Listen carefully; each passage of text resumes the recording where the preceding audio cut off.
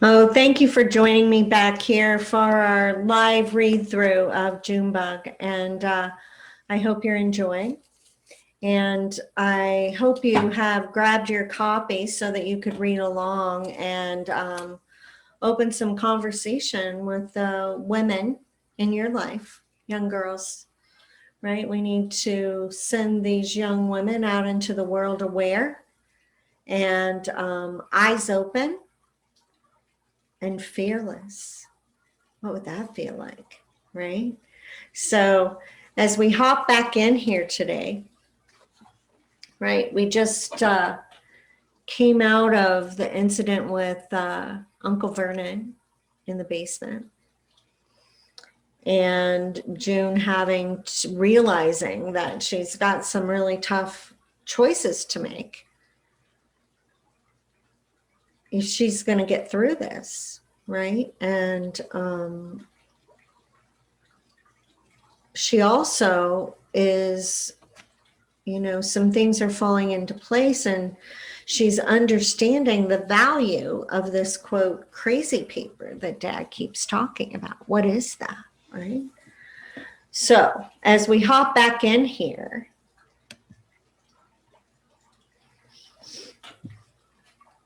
high school.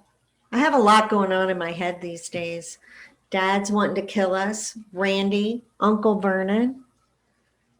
I try to stay to myself. It's been hard for me to stay focused and pay attention. At the drop of a hat, I can be someplace fun, hanging out with Tigwa or the teacher. Tigra's warned me about leaving my body alone so much, but I can't seem to help it. I seem to be there more than here, and I'm having trouble talking to people. I don't know what to say. What you will need will come to you. Now, I met Mr. Starling on my first day of high school. Oh my gosh, he is really handsome, and all the girls think so. Most of our teachers are women, and the few men we do have are old. But not Mr. Sterling. He's a wiry guy with green eyes, dark, almost black hair that hangs down on his collar of his brightly colored shirts. His mustache is huge, sort of like one of the old cowboys in the westerns that Dad watches has. He even wears jeans to school. He's pretty cool for a teacher. He teaches civics and psychology on top of being the school counselor. And I've got in for civics this year. Now, civics is so boring. And with the constant chaos at home, my mind often wanders away during class, and after calling attention to it a few times in front of everyone, he puts his counselor's hat on and calls me into his office. June, I've noticed that you're having trouble paying attention in my class. I sit very still with no response. Is there some problem that we should talk about? I shake my head no. Well, I want you to know, if you ever have anything that you would like to talk to me about, my door is open. Now pay attention in class, no more zoning out. During off semesters, when I don't have him for class, I get to be his assistant. Bit by bit, I learn to trust him. And on a few occasions, after particularly rough nights at home, I decide to share some of Dad's erratic behavior. And I'm careful not to expose any more than necessary. And I focus mainly on Dad. And I leave out the parts where any of us get tangled up with him. And I balance my fear with the value of the feedback from someone with an educated perspective, right? He has a psychology degree.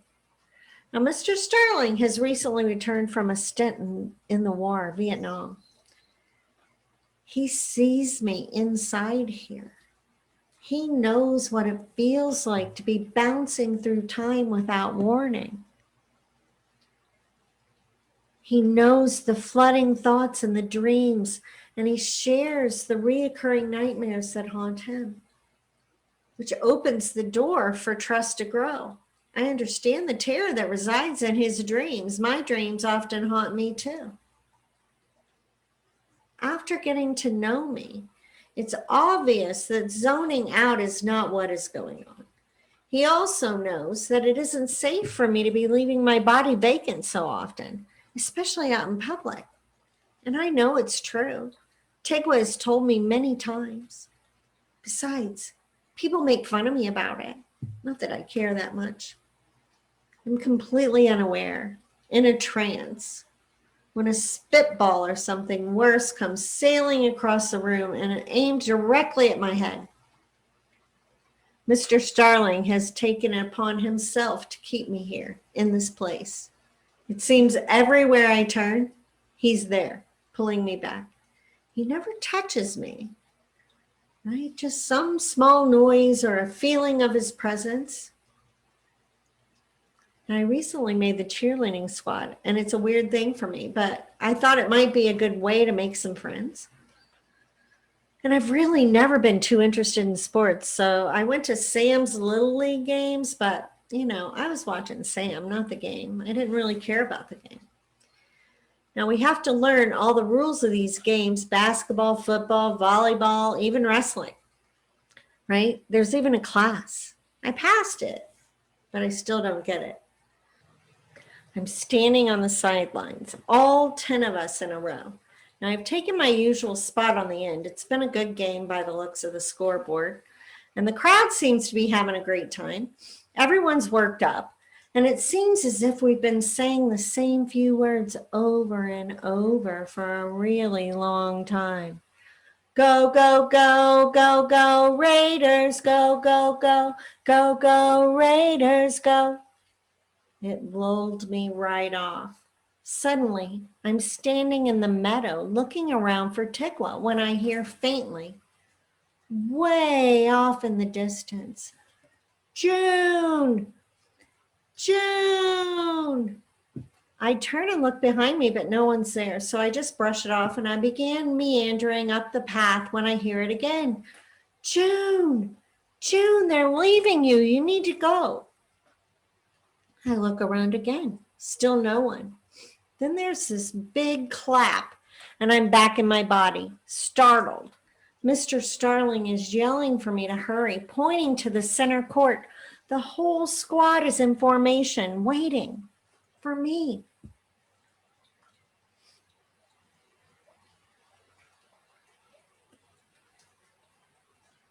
So Dad's home from work when we get off the bus, and I can feel this pit forming in my stomach as we come around the curve. I see his truck in the drive. It's been such a good day at school. Maybe he'll be in an okay mood. If we can just get past him to change clothes, that's the tricky part. The bedrooms are situated at the back of the house down a long, skinny hallway. There's no way out if he follows us back there. So gathering Sam's hand in mine, we make our way down the drive. Now, Kenny's not far behind. It's about a quarter mile to the house from the bus. So with each step, we worry what we might walk into. He's not usually here at this time of day. I wonder what's going on. We usually get a couple of stress-free hours before he gets home. And on top of that, Mom's not here, and that's really not good. Not that it makes that much difference, but a little. At least he's aware on some level that someone is watching. Alone, he has free reign. Stay out of the way and keep quiet, Sam. Do you hear me? This is important. Head straight back and grab some clothes. We can change in my room, I tell him. He nods his head real serious like. We enter the house. Dad's in the kitchen cooking dinner. He does like to cook, and it seems to be, that he's in a pretty good mood, right? He's smiling anyway. And the three of us look on skeptically. How was school, he says in our direction.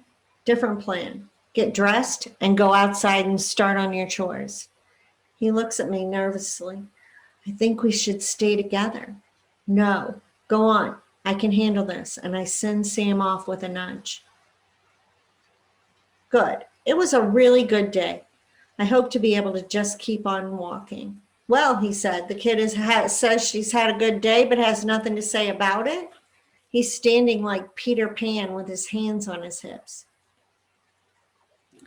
I mean, he's acting like he wants to hear about my day. So I'm caught a little off guard. I stop, turn his way, and I gather myself up and I start talking. We're doing this really cool project on the solar system. I don't really like science that much, but I love the stars. And once I get going, the words just start spilling out. And we're learning about all the planets. Mars is the second smallest planet. Mercury is the smallest. Mars is the red planet. It's because of the iron oxide. It was named after the Greek god of war. Suddenly he stops me. He's found some fault with my information. It was the Roman god.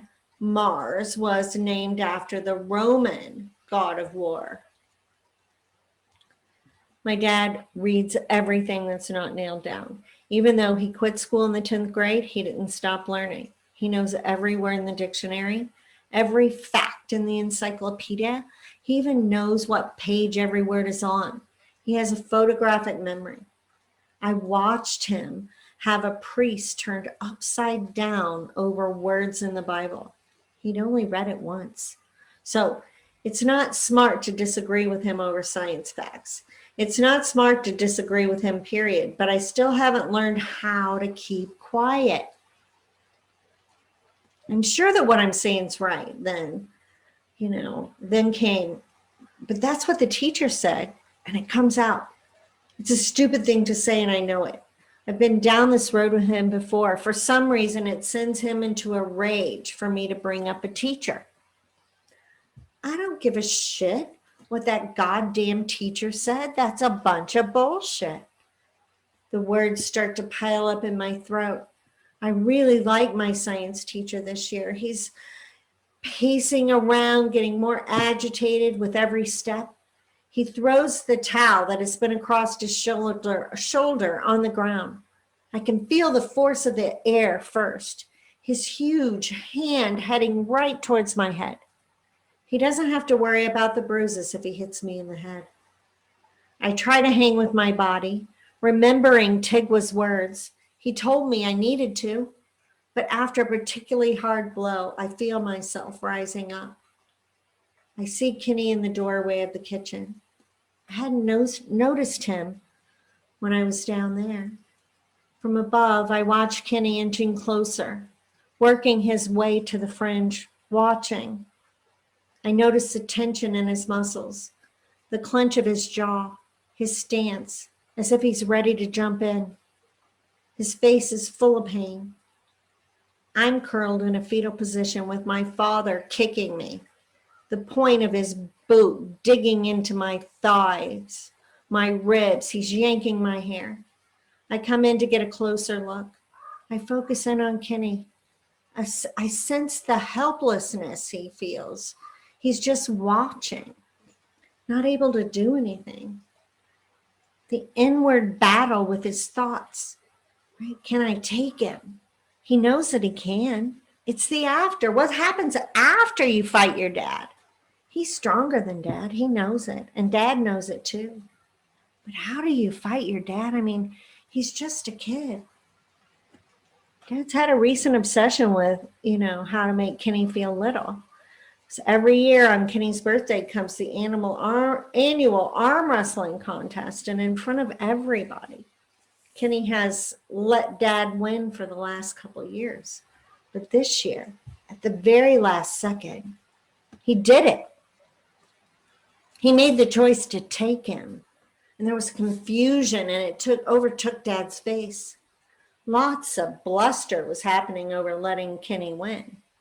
Things changed after that, though, because from that point on, it's been about the words, and they hurt just as bad. Dad's a master with the words. He knows just where to stick that knife and just how to turn it. And Kenny has to be beaten down to size. In the end, he's more afraid of the words and of tomorrow. He has no choice but to keep quiet and watch. Watching's hard. In a way, Harder than being the one getting hurt. Because the guilt comes with watching, right? And I'm pulled back down as Dad's yanking on my arm, telling me to get up. I'm back in with full awareness, and I gather myself up and I rise to my feet, resolute. I throw my shoulders back and I look him square in the eye. There's not a tear. He backs away, and for a moment, the veil slipped and a knowing entered his eyes, a knowing that something has shifted and nothing will ever be the same. Now I find my way back to the barn to think. I climb on my spot in the loft, up on a hay bale or two.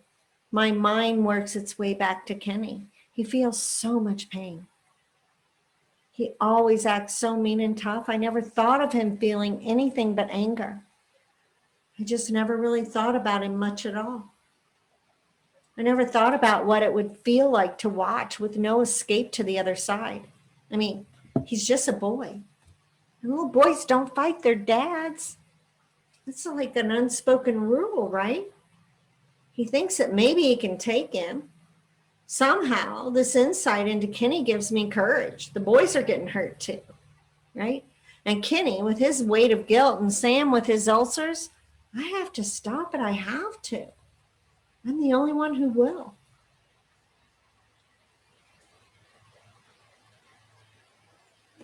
Now, I know it won't be long before my newfound strength's going to be tested. Things have become even more precarious than normal, and the liquid gold intake is up high.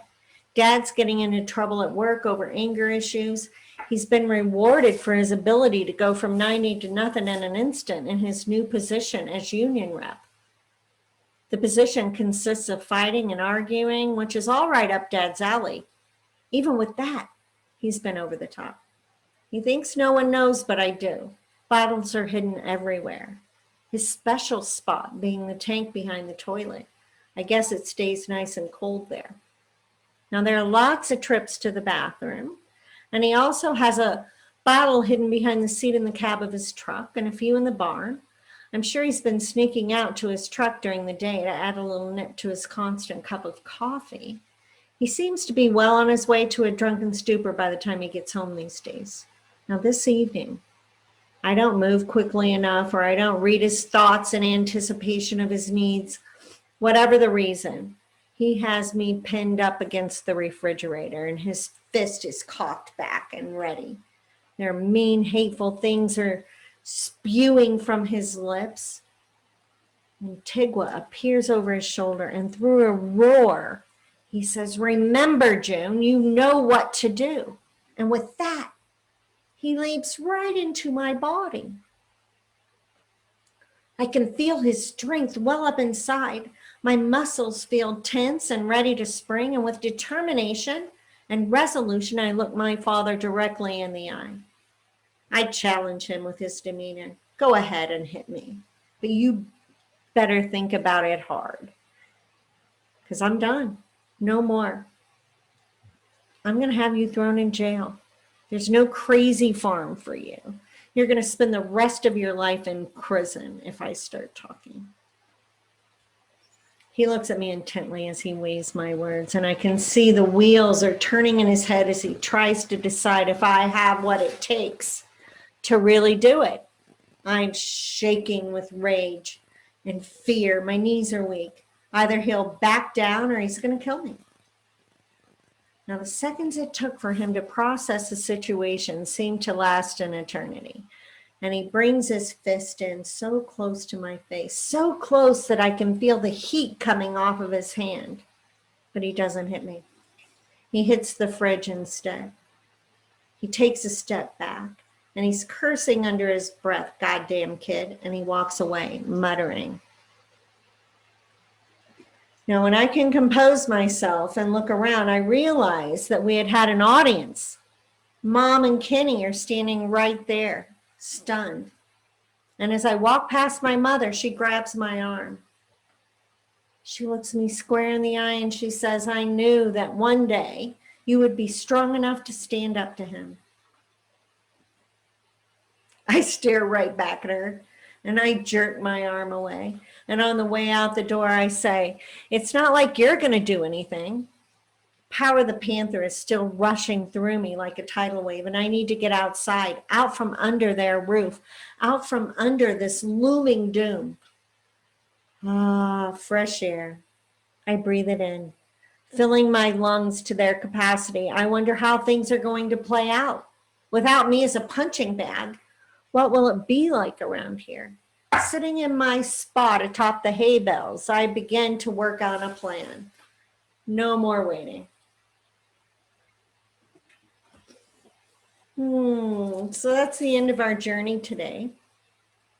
And I want to remind you to grab your copy of Junebug if you have not. Amazon, Junebug Cherie Doyen. Please hop on my website, cheriedoyen.com. And if this has been your journey, right, it doesn't have to be your life today. Please grab that freedom call, and let's see what it's going to take to get you out of this, right? We need you. We need you here. We need you strong. We need you powerful.